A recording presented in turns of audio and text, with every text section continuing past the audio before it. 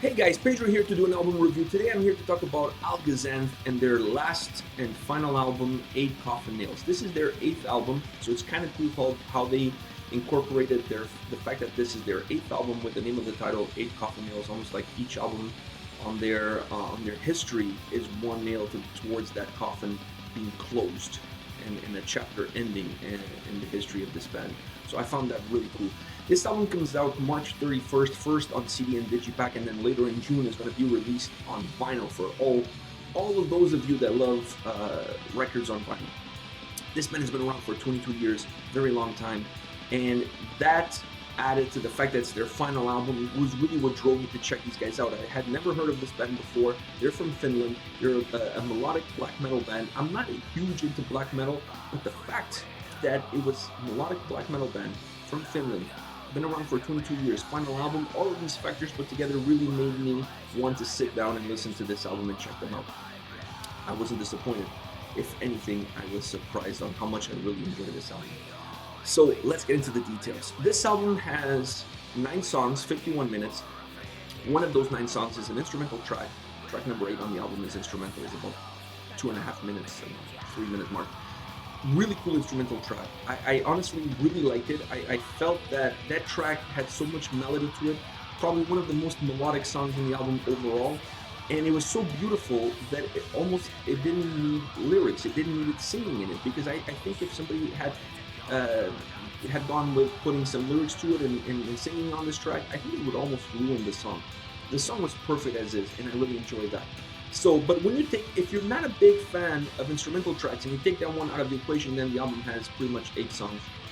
51 minutes was okay. I didn't really feel the album was too long. I didn't feel like it got boring. I honestly enjoy the listening experience of sitting down and listening from song 1 to song 9. Because like I said, I'm not a huge fan of black metal. The fact that this band is melodic black metal kind of gave it a twist. And to me, being my first time listening to them, I really was going for the ride. I really didn't know what I was going to get from song to song. So the album kept me captivated, kept me listening, kept me on glued. And I found that by the end of it, I didn't really realize that the album was over, and I was ready to start listening all over again. So it was a very cool album to listen to, cool experience, and with a lot of dynamics. The album has a few constants, positives that I would say, constant positives throughout the album. One of them, a huge positive for me, is definitely the lead singer. The vocals were absolutely on point throughout the whole album.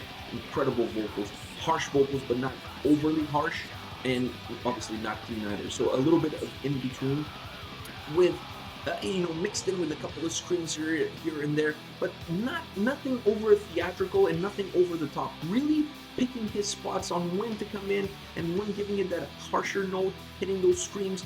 Really well thought out, well planned out, and well executed.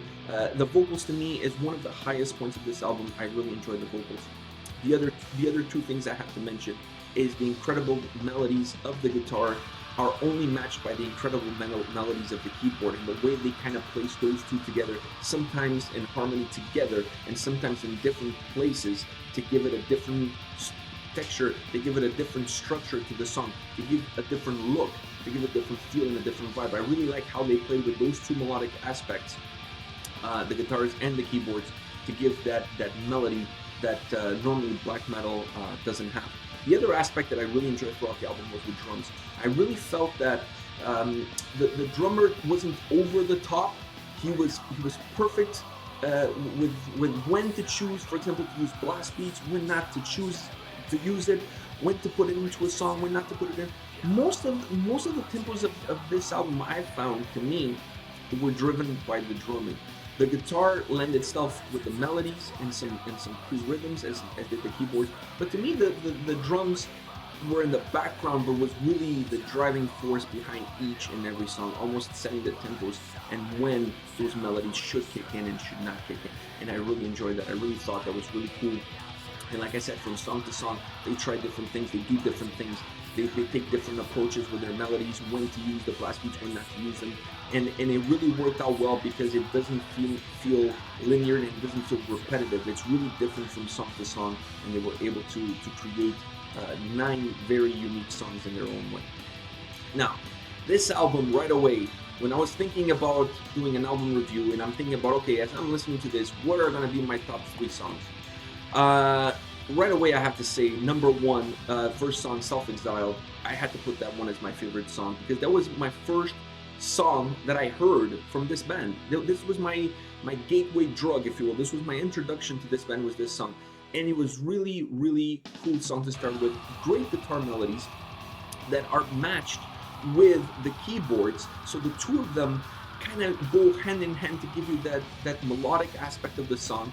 But still, really cool drums, not overpowering, just coming in at the right times with like sprinkles of some blast beats here and there, just to give you more of that black metal vibe. And when they kick in, sometimes the guitar melodies and the keyboards backed off, so it kind of brought you back. Like, it gives you a little bit of melody, but then it brings you back to what the band really is, and then brings a little bit more melody, and then the drums would kick in, and the drums in this song really set the tempos, and it was a great introduction to the album. I'm really glad they put this one as the first song, because after this, coming in, not knowing much about the band, and not knowing what to expect, this song kind of opened the door for me and made me feel comfortable, and made me feel in a way that I could sit back and really listen to the rest of the album. It didn't put me off. On the other hand, it really caught my eye, caught my attention, and I said, okay, after this song, I'm going to sit down and I'm going to listen to the whole thing. So I'm glad they chose this as number 1. It's one of my favorite songs, probably my second favorite song of the album. Now, another one that I have to mention is called To Flames the Flesh. And that song, number 9 on the album, and it's the longest song of the album, has 9 minutes. And I don't know if they did that on purpose, but I think it's kind of cool. They really play with numbers. This band seems to be a band that understands those little nuances, if you will. And for them to put track number 9 with 9 minutes, I thought that was kind of like a genius move. They really like to play with numbers. At least that's the impression that I get. I really like this song. Before this song, song number 8 is that instrumental track that I mentioned. And I felt that instrumental track was almost the end. You know, it was almost, it had beautiful melody to it, but it had a stench of death and ending to it. With death sometimes comes rebirth and beautiful things. So that instrumental track kind of made me feel that way. But then when this track came in, it made me feel like a curtain call, like an encore, if you will. Almost like saying, okay, we're finished, but now we're gonna come back and just really give you one last kick at the can and close it off. And this last song, it offers so many different dynamics, because it has faster tempos in certain parts of the song. There's really fast tempos with blast beats and super fast riffs, and then there's other parts where it completely mellows out, where the drums is just setting the tone in the background, and the guitar melody comes through, and you can hear the keyboards coming in synchronicity, like the guitar and the keyboard with the same melody at the same time, and just you can faintly hear the drums in the background just setting those slow tempos to what that guitar and keyboard is giving you, and with incredible vocals all around. I really like this song. It really made me feel like I said, like an encore performance curtain call, if you will. I really think they picked a perfect song with the perfect nuances, with the perfect duration as far as time is concerned, to finish the album off. Pure genius, whoever made the decision of finishing the album with this song.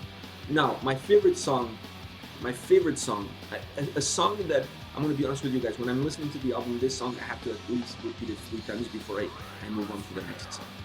And that's The Upright Road. This is 4th song on the album. This song starts with the blistering blast beats on the drum, just like ripping it up, like super, super heavy. And then it completely mellows out, and all you get is this super cool guitar melody, guitar riff, matched with the keyboard.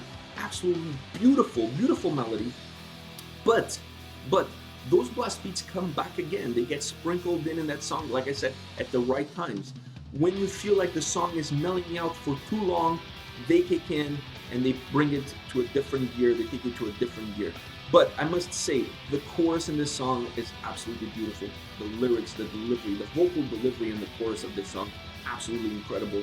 But the melody the beautiful melody that the keyboard and the guitar bring together, and the chorus is absolutely incredible. Makes this song, to me, my favorite song of the album. Absolutely incredible. Another dynamic that I really like in this song, and you're gonna see that dynamic throughout the album, but another dynamic that I really like in this song is that sometimes the when the blast beats start, they're not superly, they're there, but they're not over the top. So they still carry a keyboard and a guitar melody together with it. And some parts they don't. They come at opposite times to set different tempos. So that it also happens in this song, because you're listening to the song, the blast beats stop, just regular drumming, guitar melodies kick in, super melodic, and next thing you know, in the background, you hear the double pedaling. You hear it, and it kind of gives you this ominous feel that adds to the darkness and the stench of death, like I said before. This album reeks of that. It adds to it because that melody almost needs something to counteract it. So the drumming in this song counteracts the aggressive drumming in the song. Let me put it this way: the aggressive drumming in the song it's counteractive to the beautiful melodies of the guitar and keyboards. I absolutely enjoyed this album.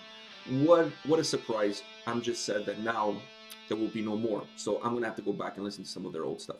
So if you know this band, if you check out the album, please let me know in the comment section your thoughts. What do you think of this band? What do you think of the album? What do you think of past albums? Like, where should I go back next? Should I go back to the first one or second one? Guys, let me know in the comment section. I really look forward to reading those comments and seeing what you have to say about Alghazanth. Take care, guys.